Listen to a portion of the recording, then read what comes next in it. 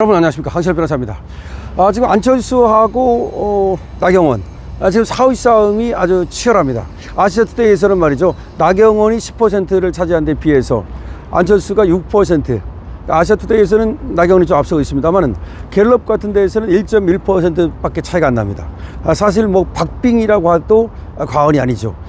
지금 김문수 그리고 홍준표, 한동훈은 3강을 형성했다고 봐야 되는데요, 마지막 한 자리를 놓고 누가 4등 안에 될 것인가, 이거는 굉장히 중요한 싸움입니다. 특히 안철수로서는요, 저번에는 윤석열 대통령과 마지막 어쨌든 간에 완샷 경선까지 갈 정도로 그렇게 존재감을 과시했고, 그래서 결국 인수위원장까지 맞지 않았습니까? 그런데 이번에는 4등도 못 들어간다면 안철수 현상, 안철수 효과는 완전히 이번에 소멸하는 거죠. 그러니까 안철수는 4등 안에 들어가서 어떻게든지 지금 불씨를 살리고 싶은 거죠. 또 4등 안에만 들어간다면 어떤 또 이변이 벌어질지 모르기 때문에 아마 안철수로서는 정말 사활을 걸었다고 봐야 됩니다. 그러다 보니까 안철수가 무자비한 공격을 하고 있죠. 안철수가 사실은 말이죠, 순해 보여도 굉장히 권력력은 대단합니다. 권력력이 대단한데 다만 방법이 서투른 거죠. 권력력이 없으면 벌써부터 그만뒀겠죠. 이렇게 여러 번 실패했으면 뭐 돈이 없는 것도 아니고 자기 할 일이 없는 것도 아닌데 굳이 그렇게 정치를 하겠다고 하지 않을 거예요. 권력력은 엄청납니다. 사실은 서울시장에 안 나가고 그걸 박원순한테도 양보할 때도 사실 대권에 대한 욕심이 있었기 때문에 양보를 했던 거고요.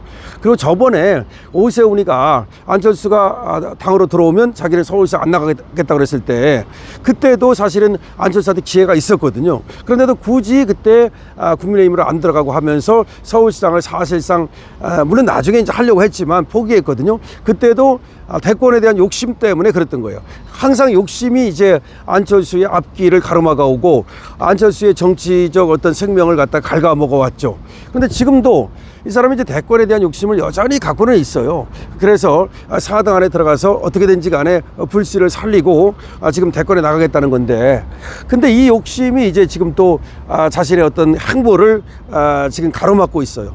다시 말하면 이 욕심 때문에 하지 말아야 될 말을 하고 있고, 또 욕심 때문에 잘못된 어떤 그런 어떤 선거 전략이라고 할까요? 이걸 짜고 있는데, 그게 뭐냐면, 아니 국민의힘에 있으면서 김문수와 홍준표와 나경원을 극우로 모른 거예요. 그리고 이 탄핵에 반대했다는 걸 가지고 말하자면 내란몰이를 하고 있는 거야. 그러니까 이재명이 윤석열에게 내란몰이를 했듯이, 그리고 지금 국힘의 여러 어떤 정치인들을 그거의 공범으로 그렇게 엮으려고 하듯이 안철수가 똑같은 행태를 보이고 있다는 거죠.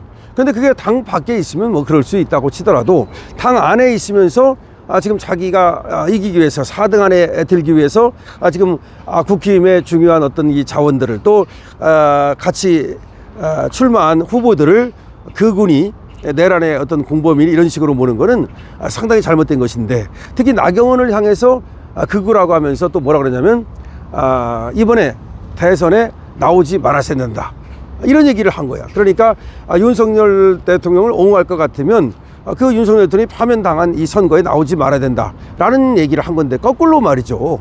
나경원은 어떤 얘기를 할 수 있냐면, 오히려 탄핵에 찬성해서 윤석열 대통령의 파면의 빌미를 제공한 오히려 안철수야말로 이번 선거에 나오면 안 된다, 이런 얘기를 할 수가 있는 거죠.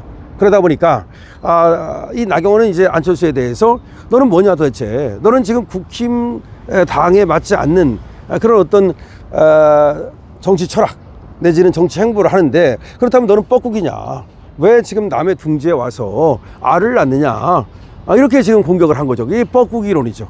지금 굉장히 이게 나경원의 머리에서 나오는 건지 아니면 나경원 캠프에 이런 것들을 좀 짜주는 그런 팀이 있는지 모르겠습니다만은 드럼통론 딱 갖고 나왔잖아요. 드럼통론. 거기다가 자판기론을 갖고 나온 거죠. 파기 자판 말이죠. 그런데 이번에는 뻐꾸기론을 들고 나온 거야.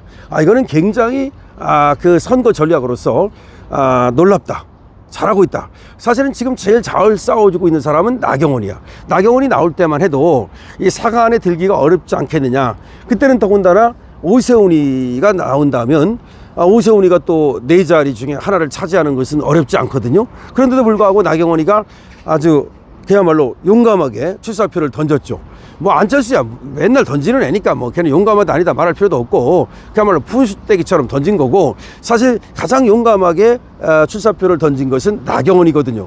왜냐하면 지금까지 자기가 대통령 하겠다는 얘기를 뭐 한 적도 없고 또 뭐 그렇게 엄청나게 많은 생각을 했던 것 같지도 않은데도 불구하고 출사표를 던졌는데, 이것이 어떻게 보면 신의 한 수가 되고 나경원의 이번에 그 어떤 정치적 몸집을 굉장히 키워줄 수 있는 그런 어떤 좋은 기회가 될 수 있을 것 같아요.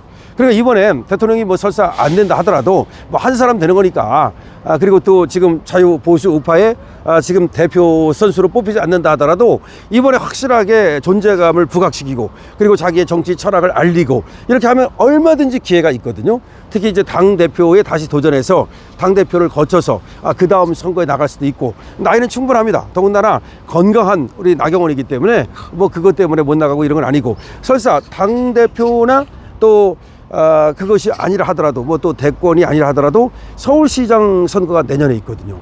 그런데 내년 서울시장 선거에서 지금 오세훈이가 다시 나가긴 쉽지 않다고 보고, 그 정도 해먹었으면 그리고 교체를 해야 되지 않나. 이번에 대선도 못 나가는 오세훈이가 무슨 다시 서울시장을 나가겠느냐. 그 다음에 명태균 뭐 등등등등 해서 그 다음에 또 토거제에서 지금 헛발질하고 오세훈이 이제 내려와야 된다고 생각하고요. 그러면 거기를 대체할 수 있는 어떤 그 후보로서 나경원만한 사람도 없다, 이렇게 생각이 되는 거죠. 그래서 나경원의 요새 지금 어떤 그 던지는, 제가 이제 항상 여러분들한테 말씀드리잖아요. 정치라고 하는 것은 던지는 것이지 설명하는 것이 아니다라고 말씀을 드리잖아요. 그렇기 때문에 정치인은 말이죠, 자꾸 그 방송에 나가서 꼬치꼬치 뭐 그 미주알 고주알 그건 좋지 않아요. 그런다고 해서 그 지지율이 올라가는 것도 아니고요. 그냥 인터뷰를 통해서 아니면 잠깐의 어떤 기자회견을 통해서 던지고 사라져야지, 자꾸 어디 뭐 저기 나가가지고서 길게 얘기하고 그런 것은 바람직하지 않다는 말씀을 드립니다. 그러니까 그 얘기한 것이 그러니까 기사로 남으면 되는 거고, 그것이 영상으로 간단하게 남으면 되는 거지, 정치인은 던지는 거다. 그래서 드럼통을 바닷속에 던지는 거죠. 자판기를 갖다가 그야말로 또 광장에 던지는 거죠. 마찬가지로 뻐꾸기를 갖다가 숲에 갖다 던지는 거죠. 그러면 다 알아서 뻐꾸기가 뭐다고 저 같은 사람이 지금 이렇게 해설을 하고, 나경원의 뻐꾸기론이 참 훌륭하다라고 얘기를 하면서 안철수가 완전히 이 뻐꾸기한테 물렸다. 안철수가 뻐꾸기한테 완전히 찍혔다. 쪼였다. 이렇게 이제 쪼은다 그러잖아. 새가 쪼잖아. 뻐꾸기한테 완전히 쪼였다. 이렇게 이제 얘기를 하는 거죠. 그러니까 뻐꾸기 짓 하다가 완전히 그야말로 뻐꾸기가 뭐예요? 남의 그 둥지에 알라가지고서 말이죠. 탕란이라고 그러죠. 그래가지고서 쉽게 말이죠. 지는 키우지도 않고 그렇게 지 새끼를 키우는 게 뻐꾸기인데, 그러니까 우리 국민의힘 둥지에다가 왜 저 뻐꾸기 새끼가 와가지고 여기다가 이제 알을 낳고 말이 지 둥지인 것처럼 하느냐는 얘기죠. 그래서 이번에 또 나경원의 이 뻐꾸기론이 아주 또 큰 반향을 불러일으키고 있다. 나경원 잘하고 있다. 강신업 TV입니다.